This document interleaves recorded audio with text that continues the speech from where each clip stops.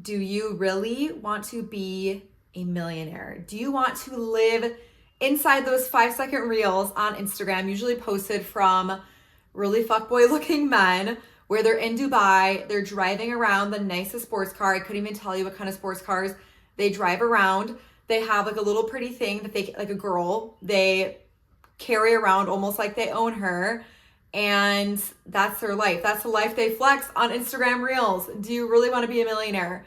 Is that what you define success to be? And that's what we are going to talk about today, is redefining what success means to you as an online business owner and as a content creator.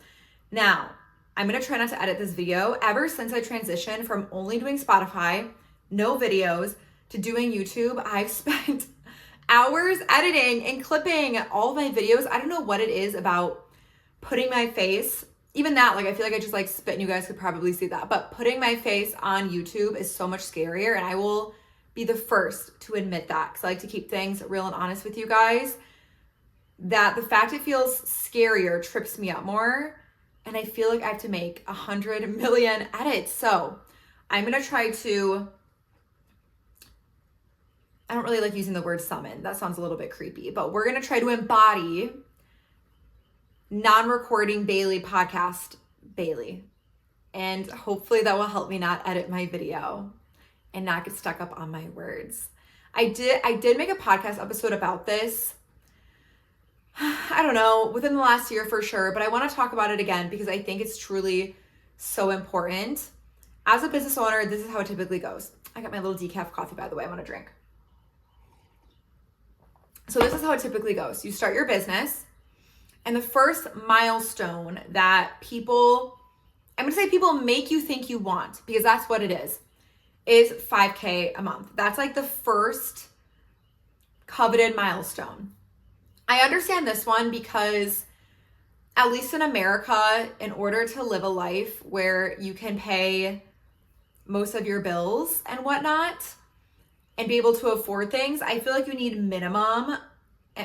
And like, obviously it depends on the person, the family, whatever, where you live, if you live in the city, if you live in the country, an expensive city, but around 5K a month. I say around. So I understand that one, but then it quickly jumps to the beloved 10K a month. And business coaches love to beat this into your head that like you can make 10K in 90 days or 10K in the first year. And can that happen? Absolutely, that can happen. I will be the first one to tell you that like people can have quick success or like put in the work and have that happen within a year or even 90 days sometimes. But what I dislike about this is, again, they're giving you what they view to be successful, what they think your business goals should be within the first year. And they kind of make you think if you don't hit that beloved 5K or 10K a month in the first year of your business, if you're either like an online business owner, an in-person business owner, even like a content creator, that you're a failure, you're gonna have to go back to your 9-to-5, you aren't cut out for this, you're lazy. And I hate that truly so much. And then it just keeps jumping and jumping, almost to this point where I feel like everyone's just so freaking ungrateful in a sense. I feel like it quickly, the 10K goes to 20K, goes to 50K, goes to 100K, goes to trying to make like $1 million in a month. And the thing is are any of these goals bad? No. Is making money bad? No. I will, like, as someone who grew up with the mentality that people who had money were bad or evil, I worked so hard at moving on from that belief. Money truly just extends like your heart and who you are. There are so many good people who are millionaires and who have a lot of money. So if you're listening to this and you're like, well, yeah, Bailey, I want to be a millionaire. I want to drive around in Dubai. I want to have a cute little boyfriend on my arm, and that's the life I want. I want my nice Bugatti. I want my sports car. If that is genuinely what you want, and you can create a business that does not stress you out, affect the relationships in your life, that lets you have good mental health, where you can create that in your business, then go for it if that's genuinely what you want. But I will kind of give you my take on this so you can kind of see more clearly what I mean. So in the first couple of years of my business, like I just stated, the 5 and 10K a month are kind of shoved down your throat. And I hit 6K, I say 6K a month, but it wasn't consistent. around like 2 to 8K months, somewhere in that range in the first year of my business. Amazing. That was more than I ever made in my full-time job. The full-time personal training job I had beforehand, I don't know if you can hear that bird out the window. It is annoying me. I love South Carolina, but the birds are so loud outside when I'm trying to record. Anyways, going back to what I was saying, that amount of money was more than I ever made in my in-person personal training job. I was making maybe $2,000 a month. At most, maybe $2,500 a month. So half of 5K a month. So that was an incredible amount of money for me to make in my early 20s, getting out of college, starting my business, and being able to make that. Amazing. But then when you have little birdies in your ear, well, if you're not making 10K a month, then you're not like a real business owner. Or you'll hear, if you don't make 10K a month, you're in the poverty of business owners. And honestly, so out of touch. I will say that. But then what did it make me feel? Oh, I'm not good enough. My business isn't good enough.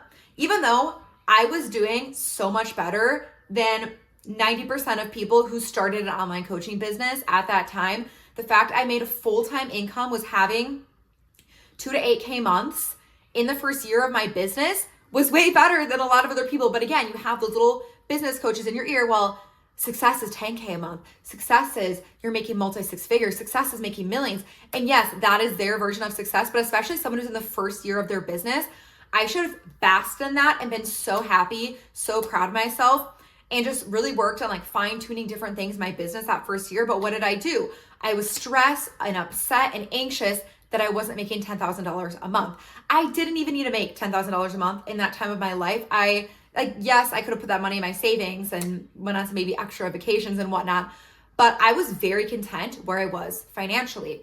And I'm sure this resonates with you at whatever level you are in your business. If you're a new business owner, or if you've been in your business for years, and now where I'm at as someone who's hit the beloved 10K month and beyond, I feel like the next big step people go to is 20K months, 50K months, 100K months, and beyond. Again, are any of those goals bad? If you're here like, Bailey, I'm working towards a 100K month, I hope you hit it. And I'm so happy for you. But I just want you to ask yourself, do I really want that goal? Or is someone else making me feel like I should want that goal? Do I really want to make 50K a month? Or is there a business coach telling me to dream bigger and that like the epitome of success is a 50K a month? It's a very fine line because yes, I believe all of us should dream so big. I have huge dreams on my heart. I'd be lying, like my goal right now in my business is having like consistent 20K cash months. That is my goal right now. In the future, may I come on here and be like how I'm making like 100K a month? Sure, maybe in the future that is what, that will be the goal that I was working towards, the goal that I hit. But right now, currently, I'm genuinely so content and so happy. If I was to hit making 20K cash months right now, I would feel like that would be great. That is what I'm working towards. And what really catalyzed this idea for me to make this podcast episode was I am in a program. The coach is amazing. There's nothing wrong on her.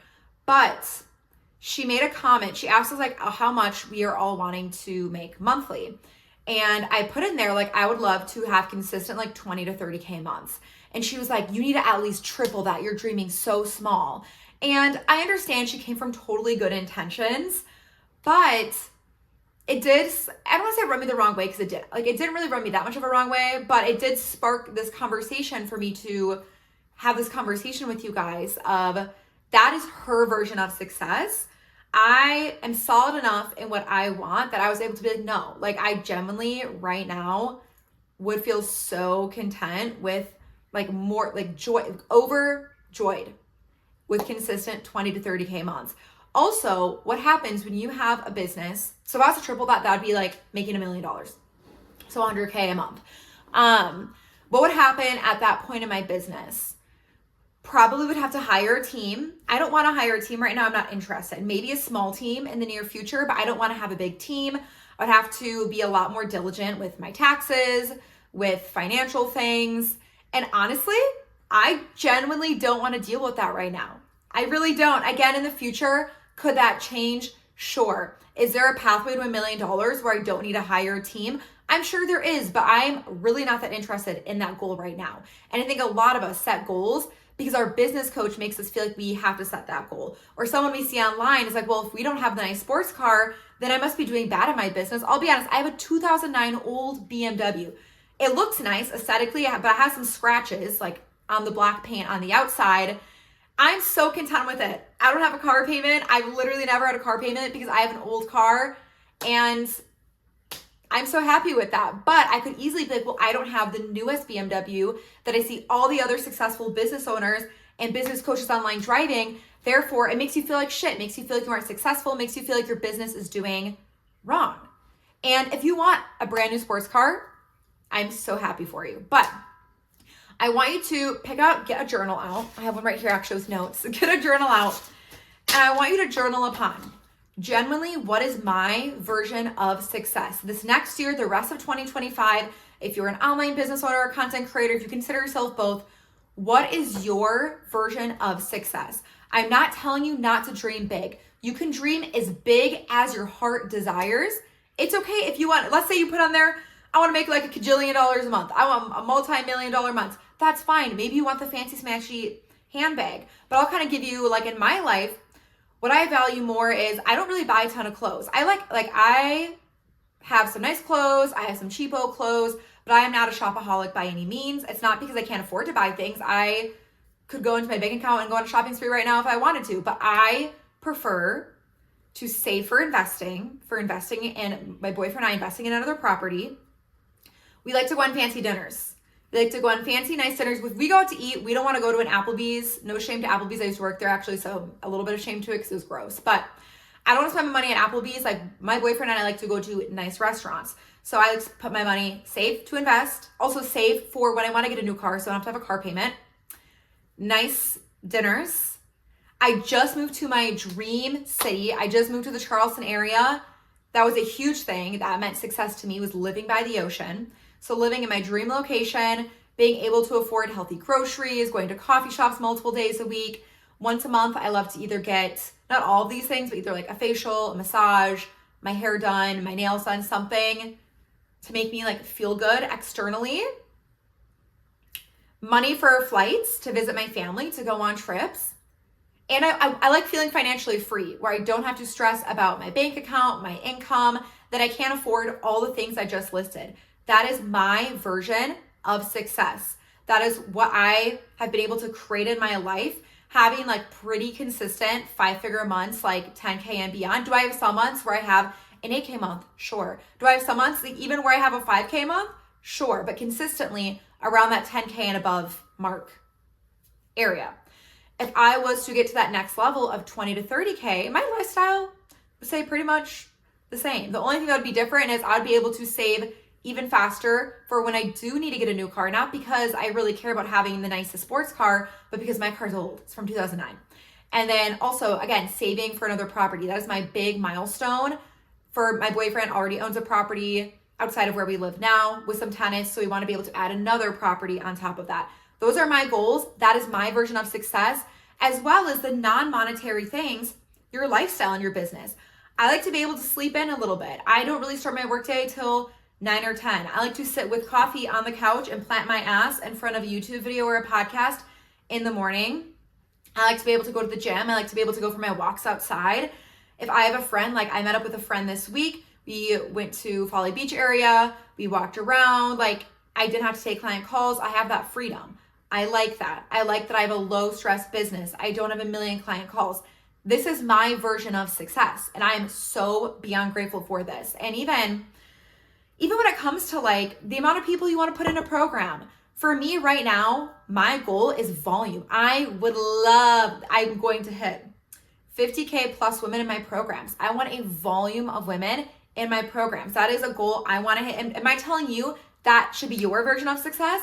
That you should want to have 50 plus people in your programs? No, you may want to work with like a few people who are paying you a premium price. And that's sweet. Or like bringing this more to like content creation, because I know I have some of you who watch my videos. You know, you might want to work with a ton of brands, and that's really important to you. Someone else like Dave just might want to do like only a few brands where they're getting paid a lot to make lots of content for that one brand.